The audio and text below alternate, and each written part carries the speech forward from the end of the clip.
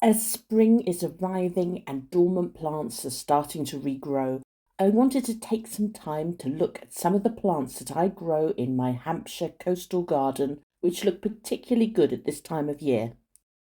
I plant plenty of spring bulbs to provide some early colour, but here I have identified the 20 plants that I think are the most important in my garden throughout spring.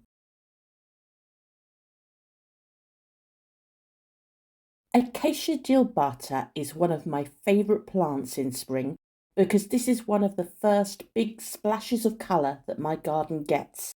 Masses of tiny yellow fluffy flowers cover the small tree, which also keeps its leaves in winter, making it a stunning sight while the rest of the garden is still looking brown and dank.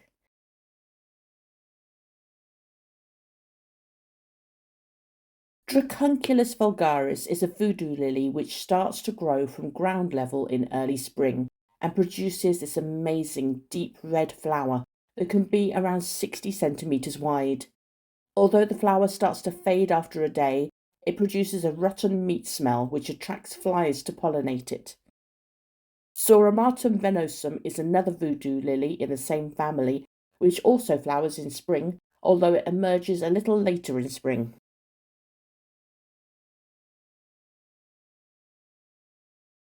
There are several varieties of lilies that I grow in my garden, most of which flower in summer.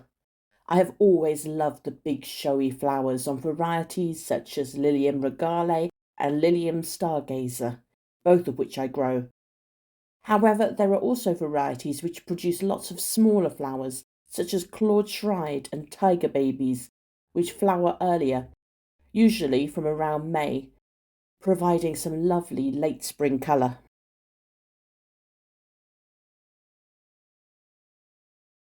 Melianthus major, or the honeyflower, is a plant that's died back to ground level for the past 2 winters in my garden and therefore hasn't flowered in spring, as the flowers are formed on last year's growth.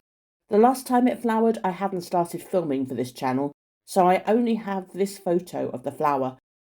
The fact that I see flowers so rarely on this plant makes it all the more exciting when it does flower.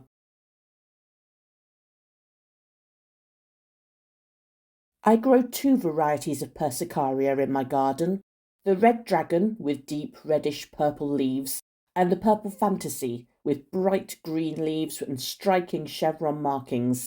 Both of these plants emerge early in spring and can be among the first plants in my garden to start to regrow, as well as being fast growing, so will quickly provide early foliage and colour contrast.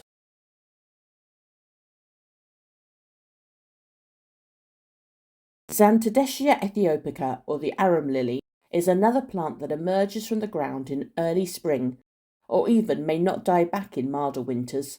It starts to produce these lovely white flowers in spring, and although it can flower again later in the year, it generally produces fewer flowers then.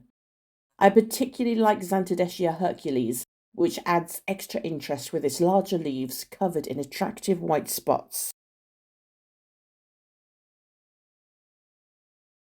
I grew up with a magnolia tree in my garden right outside my bedroom window, so it is one of the first plants I think about when spring is coming. I have 2 small magnolias in my garden, the stellata, which produces star-shaped flowers, and the more traditional Solangiana, although this one is much smaller as it hasn't been planted in the ground. There are many different varieties, including some evergreen ones and some with deep pink or purple coloured flowers, and they really do look stunning in spring.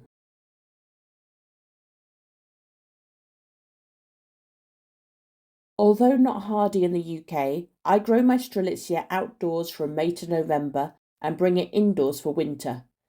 This year my Strelitzia is flowering for the first time. It has taken me around 5 years to get to this point, and typically they take 7 years to flower, so I'm really excited to see these beautiful bird of paradise flowers opening. If growing in pots, they do prefer their roots to be pot bound, so don't be tempted to repot too often.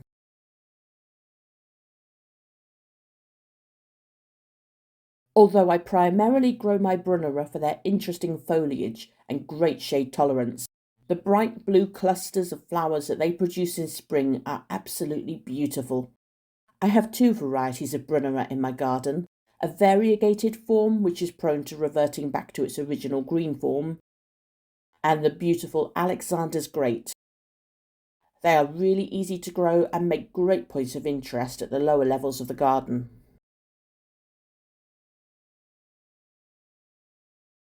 Another plant that has to be mentioned for its foliage is Acer palmatum. Although there are many different varieties of Acer which can differ in appearance, there are several varieties in which the newly emerged foliage in spring is orangey in colour, later fading to green. Although I don't know the names of my two green acers, the colour is absolutely stunning in spring, especially when contrasted with other green or red foliage.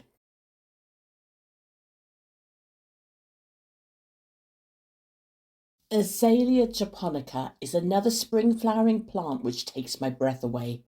Although mine is only a small low-level shrub, it is covered all over with beautiful hot pink flowers to add a large bright splash of colour to my garden. It makes a lovely impact in my garden at this time of year.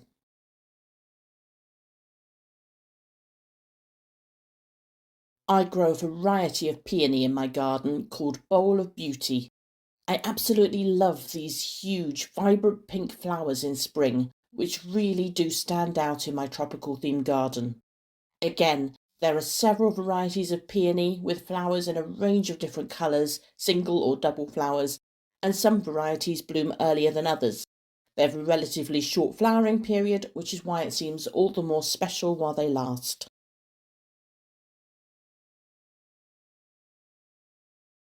Although a boutilon can flower at several times of the year, including winter indoors, its main flowering period is spring into summer. I grow a variety called hot orange lava, although there are many varieties with different coloured flowers.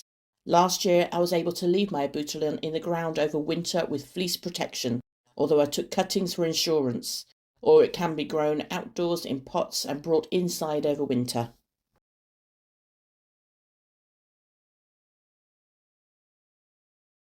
Irish yellow flag is a plant that was given to me as an extra for free from a seller on Facebook Marketplace, and I planted it in my bog area alongside the gunnera and colocasia, so the lovely yellow flowers in late spring really brighten up this otherwise very foliage dominant area. It's an ideal plant to grow around the edges of a pond or in other damp areas of the garden, and will quickly form a nice clump of bright cheerful colour.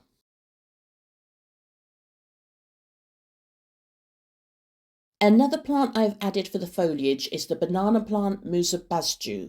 While spring isn't necessarily its best season, as it will have far more leaves in summer, I've included it in the list because for me it is a key plant in spring for the return of large tropical foliage early on in the season. Pretty much as soon as the weather starts to warm up, it will start sending up new green leaves, giving back that jungle feel at the higher levels of the garden.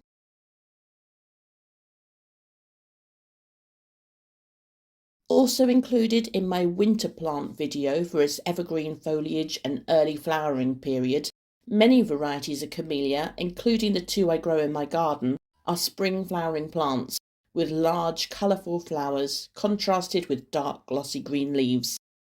Flowers are quite short-lived, however each of my camellia flowers tends to open at different times, spreading the overall flowering period over several weeks.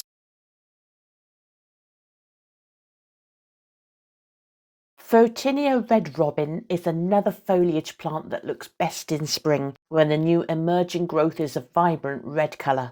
It will fade slowly through the year to green and remain evergreen in winter, but it's most striking in spring. Although I prune mine to a low shrub, it can be grown as a small tree or as a privacy hedge, so is a versatile plant to add more spring colour. Again, different varieties of clematis flower at different times of year, such as clematis tiger, which flowers in summer. But I grow some varieties in my garden which are spring flowering, such as the Nubia pink with deep pink flowers. and some varieties can be very fast growing, which is particularly helpful if you're just starting out.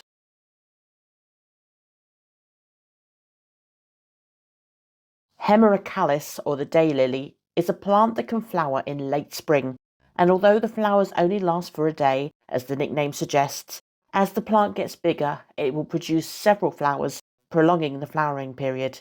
I have grown 2 varieties in my garden, and I love the big, showy flowers and vibrant colours they produce.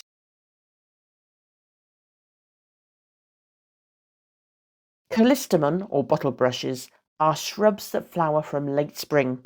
Their nickname comes from the vibrant flowers which resemble the bristles of a bottle brush, and flowers can be red, pink, white, or even yellow. The callistemon I grow have bright red flowers, and they look so different from anything else in my garden, making it one of my favourite plants.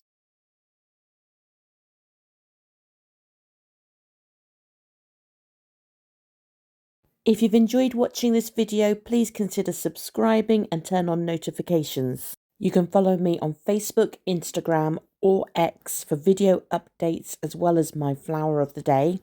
And you can email me at freyastropicalgarden@gmail.com.